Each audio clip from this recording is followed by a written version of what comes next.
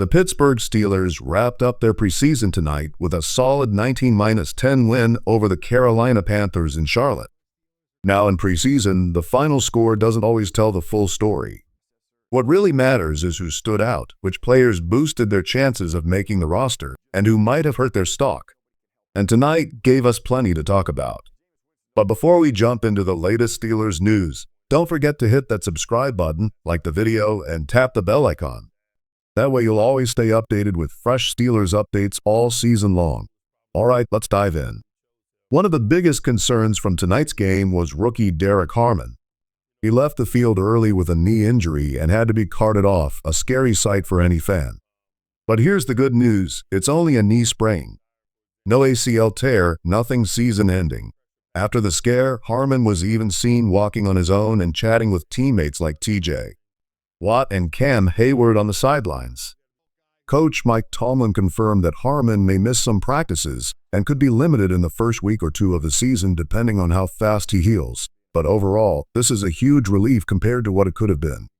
Another injury worth noting is wide receiver Brandon Johnson, who hurt his foot. With roster cuts coming next Tuesday, his chances of making the team now look slim. The Steelers will likely keep looking for extra help at receiver before the season kicks off.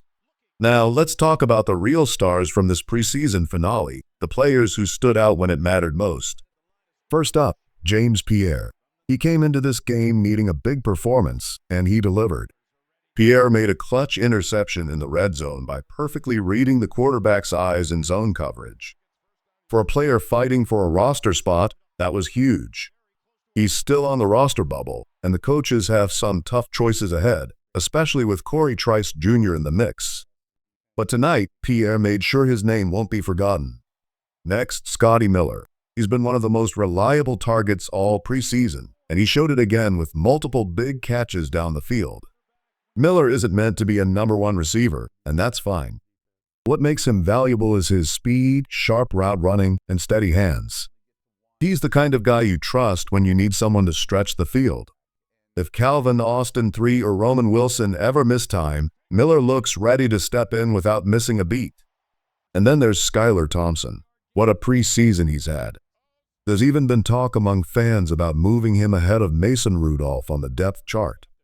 Realistically, Mason is still the team's #2 quarterback, but Skyler's performance is hard to ignore. Against the Panthers, he went 11 for 13 with 152 yards and a touchdown. No turnovers, no panic, just smart football. He even hit a perfect 6 for 6 to start and set up a field goal before halftime with a deep strike to Miller. Sure, he missed one wide-open touchdown on a wheel route, but overall, this guy has been sharp all August. Skyler may not be ready to start in a regular season game yet, but he's proving he belongs in this league, and the Steelers have to feel good about that. When it comes to the quarterback spot, Skyler Thompson has done enough to earn a place on an NFL roster as a QB3. Whether that's here in Pittsburgh depends on Will Howard's health, but one thing's clear, if the Steelers let Skyler go, another team will grab him in a heartbeat. Now let's talk about Lance McCutcheon. He's likely not making the final 53-man roster, but give the guy credit, he made some tough grabs tonight, including a touchdown with the first-team offense. For players fighting at the bottom of the roster, every snap matters, and McCutcheon gave coaches something to think about. Even if it's just the practice squad, he showed he belongs. Black also turned heads in a big way. With Derrick Harmon's knee sprain possibly keeping him out a bit, stepped up with an incredible performance, 2 sacks, a forced fumble, and constant pressure in the backfield. Most folks thought of him primarily as a run stopper, but he's proving he can do it all. For a 5th-round pick, he's looking like a steal and could play a key role on the defensive line depth this year. On the offensive side, Troy Fautanu was rock solid again. 0 pressures allowed in the entire preseason. 0. That's exactly what you want to hear if you've been worried about the offensive line. He even held his own against a tough Denver pass rush last year. The way he's playing now, don't be surprised if he's in Pro Bowl conversations sooner than later. And then there's Lew Nichols, another bright spot. His vision and burst are fun to watch. He even slipped open on a wheel route that should have been a touchdown if the pass connected. He might not have room on the 53-man roster, but the practice squad, he's making a strong case. I really hope the Steelers find a way to keep some of these young talents around, even if it's just on the practice squad, because a few guys have truly earned it. Take Eku Leota, for example. And yes, it's pronounced Eku, not EK. This edge rusher has quietly put together a fantastic preseason. From training camp to the final whistle, he's been living in the backfield, constantly hurrying quarterbacks and disrupting plays. He might not crack the 53-man roster right now, but if you need a rotational pass rusher down the road, someone to step up if there's an injury, Eku is exactly the kind of player you want ready to go. Another bright spot? Andrew Peat. Now, let's be honest, the backup offensive line hasn't looked great overall. But Peat has been the exception. A former starter with plenty of experience, he's shown versatility and poise, holding his own at tackle. For a unit that needs reliable depth, Peat's performance might have locked him into a roster spot when cut-down day arrives. Then there's Trey Sermon. He reminded everyone tonight why power runners still matter.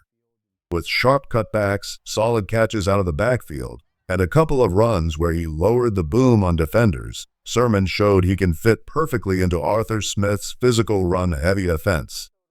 The Steelers might even consider keeping 4 running backs because of what he brings. Special teams deserve some love too. Ben Sauls, even though he won't replace Chris Boswell, had another strong outing. 2 field goals from 50-plus yards, and they looked effortless. He's building a nice highlight reel that could earn him a shot elsewhere if a team needs a kicker midseason. And lastly, S.E. Otto, the young defensive tackle. He was a menace in the trenches tonight, penetrating the line, blowing up run plays, and showing the kind of raw power you want in your interior rotation. Performances like his don't go unnoticed. He kept bringing pressure off the edge, and even on passing downs managed to collapse the pocket. For a player fighting for his NFL life, that's exactly what you want to see. He's probably not making the final 53-man roster, but his effort tonight certainly strengthened his case for a practice squad spot. Performances like this are how young players stick around. Another name worth mentioning is Carson Bruner. Throughout the entire preseason, he's been a spark plug on special teams. That's the same role Mark Robinson has carved out for himself, which makes this battle interesting. Robinson has the edge with experience and familiarity in the system, but Bruner hasn't made it easy on the coaches. It wouldn't surprise me one bit if Bruner lands on the practice squad and continues to develop with this team. And now that the preseason is wrapped up, the focus shifts to regular season football. The energy is about to turn up a notch. If there's one takeaway from these exhibition games, it's that several Steelers players are trending up and look ready to exceed expectations once the games start to count. One thing that stood out tonight wasn't just who made plays, but also where the team fell short. And honestly, discipline has to be at the top of that list. The Steelers racked up 13 penalties for over 100 yards. That's way too many. What makes it worse is that several of those came from the starting offense and defense, exactly the players you'd expect to be sharper at this point. We saw holding calls, false starts, and even a completely unnecessary shove after the whistle from Jalen Ramsey. Energy is great, but smart football matters more. You want this kind of sloppy play cleaned up before the regular season starts, especially with a tough road opener coming against the Jets. Winning by multiple scores is nice, but those mistakes won't fly when the games count. Another player who didn't help himself tonight was Roman Wilson. This was his chance to lock down the WR2 spot, and instead, he didn't even record a catch. Maybe the ball just didn't come his way, maybe he wasn't getting open. It'll take a deeper look at the film to know for sure. To be fair, he did contribute on special teams as a gunner and threw in a nice block on a run play. But as a receiver, he disappeared tonight, and that's not ideal heading into the season. And then there's Mason Rudolph. It was another rough outing. He forced a bad interception and just looked unsettled all evening. This was against backup-level defenders, too. You expect more poise from a veteran competing for a key role, and instead it felt like the offense stalled whenever he stepped in. Mason Rudolph's stat line might not look terrible on paper, 6 completions on 8 attempts for 36 yards and an interception, but the eye test told a different story. He just never looked comfortable. That's a stark contrast from the first preseason game where he opened with that perfect drive and a touchdown to Darnell Washington. Now, despite Skyler Thompson having the stronger overall preseason, Mason's past regular season experience still holds weight. For that reason, he's likely going to remain the team's QB2 as we head into Week 1. Another player who had a rough night was Spencer Anderson. He struggled to win his blocks, and with the Steelers exploring extra help along the offensive line, names like Dalton Risner have floated around. Anderson's performance didn't exactly strengthen his case. Robert Woods, once seen as a near lock to make the roster, continues to slide. Playing deep into the second half is usually a bad sign for a veteran, and unfortunately, it looks like his best days might be behind him. The same can be said for Ryan McCollum, who had multiple penalties and an uneven showing after returning from injury. With his experience, he could stick as a backup center, but the team might look for stronger depth if it becomes available. As for the biggest loser of the night, for me, it's still the overall team discipline. 13 penalties is simply not acceptable, no matter how you slice it. That has to be cleaned up before the regular season begins. And on a personal note, today happens to be my anniversary. To my fiancée Cassie, thank you for putting up with me spending the day breaking down football instead of celebrating properly. Love you, and I owe you dinner tomorrow. That wraps up this week's post-game reaction. The preseason is over, and the next time we see the Steelers, it'll count for real.